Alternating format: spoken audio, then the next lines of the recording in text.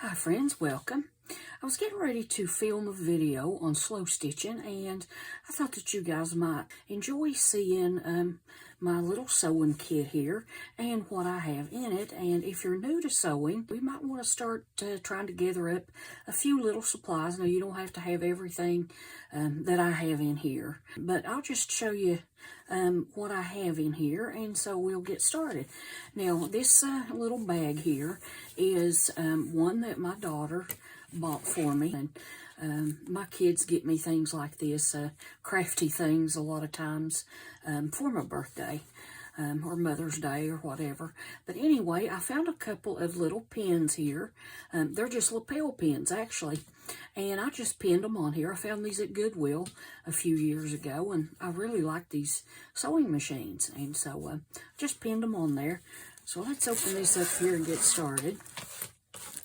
Now, in the front here, this is a pocket down in here, and I have some of those little clips that you can clip fabrics together with.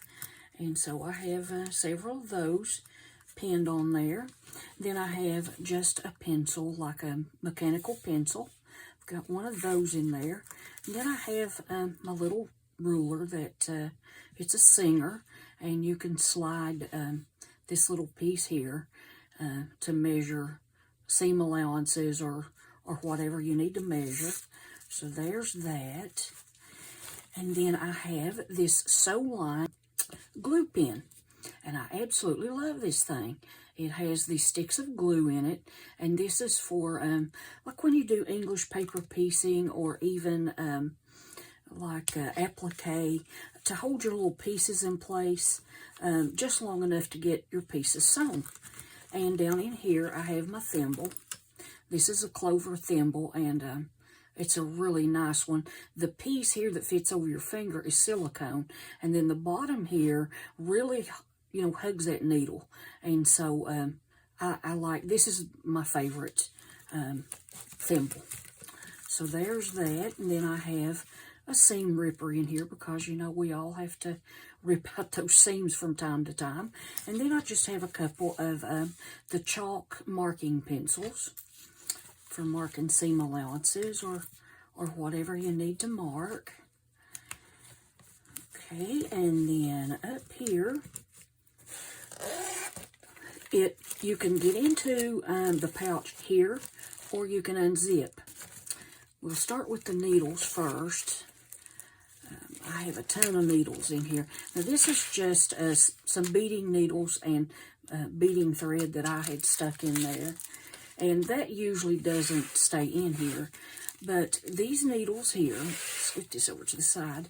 These are top quality needles. These are really good. These were made in France. You don't have to have needles like this. This is just things I've picked up over the years when I would find a sale or whatever. But I'm not sure how to pronounce this. I think it's Bowen or Bowen. I'm not sure. But anyway, these are a very, very good needle. So there are those. And then the John James needles are made in England. And these are a really good quality needle. And there are all different kinds in here, from quilting needles to like your yarn needles for weaving in yarn ends, like when you crochet or knit or whatever. And then there are all kinds of regular needles, embroidery needles, all kinds of things. About anything you would need is in this pack here. And then these are just some older needles that I stuck in there. There's some Clover in there, some more of those John James quilting needles and the applique needles. And so there are those. And then I have just a little pin cushion. And I use this just as a place to stick my needle if I'm hand sewing. I just stick my needle in there while I grab another piece or whatever. Just stick it in there. And then I keep some quilting pins in there too for pinning my pieces together. So there's that. This little pin cushion is just something I threw together. On the underside of it here, I put a piece of plastic because sometimes I'll set this like on my lap when I'm working, and you know, it just keeps me from getting stuck with that needle, that plastic piece there. So anyhow, there's that, and then just some threads, some coats, and I have some Gutermann thread. That's a real good quality thread. And then here is some more coats, hand quilting thread.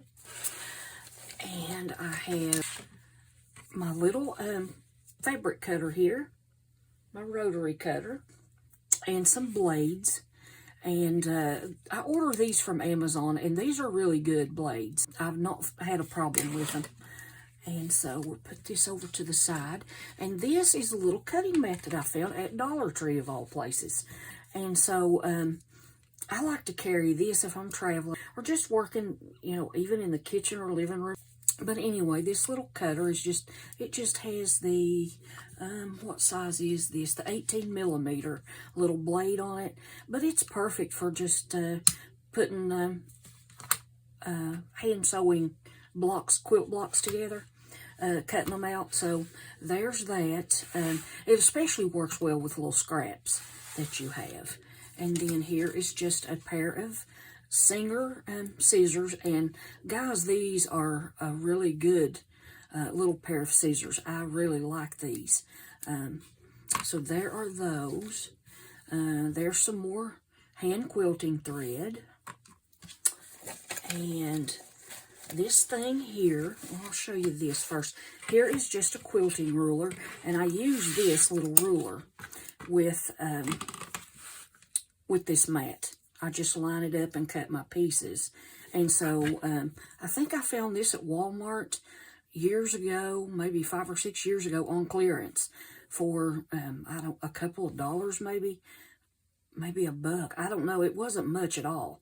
And so I grabbed that. But I really like this little set. It's really handy. And then this little thing here is one of those facial rollers that you get at Dollar Tree.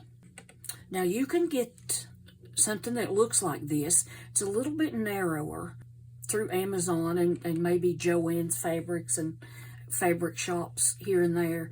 But this is what I'm using it for. It is a seam roller. Okay, I just threw this together real quick, put a seam there so I could show you guys.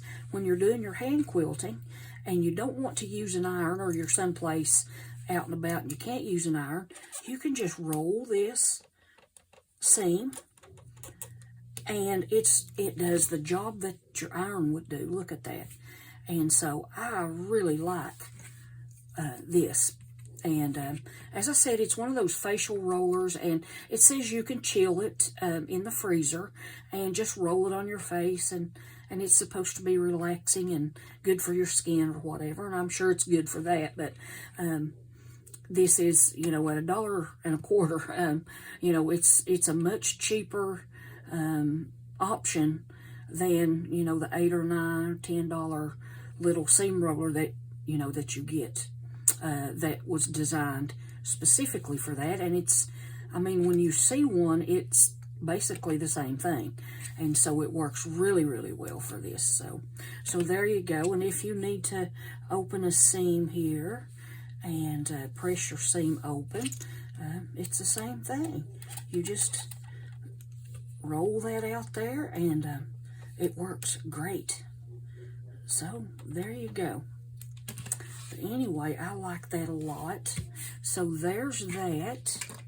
And then this is just a thread conditioner, and I've had this for, my goodness, probably 10 or 12 years. And you just take your thread to condition it, and it cuts down on tangles too. And you just take your thread once you've threaded your needle and just pull the whole length through. And, you know, I usually would do it a couple of times. And this stuff lasts and lasts. Actually, I don't even know if they still make it. It is called Thread Heaven.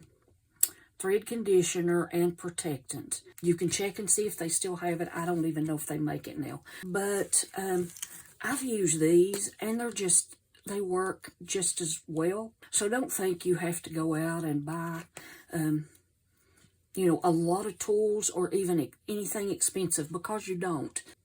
You can get some needles at Walmart and a good little pair of scissors. I would get a pair of scissors that, you know, the best you can afford. I would do that, because that, you know, if your scissors are not good, you're just going to chop your fabric up and you're not going to get a good cut on it. And so a lot of times that's going to cause your projects to be off. And as far as thread, you don't have to buy Gutermann or any kind of, you know, higher quality thread. I have found that Coats, the hand quilting, and just the regular Coats thread, the all-purpose or the cotton, these work. I've never had a problem with these, with breakage or anything like that. So these are pretty cheap. Walmart carries this, and so you can pick up a few things at Walmart to get started. You don't, as I said, you don't have to have anything expensive. So I'm gonna end this video here. I hope you guys enjoyed the video, and you guys take care. Don't forget to hit that subscribe button if you haven't already, and like and share the video. That just helps. That helps my channel grow. And so anyway, till next time, guys, you all take care and happy trails.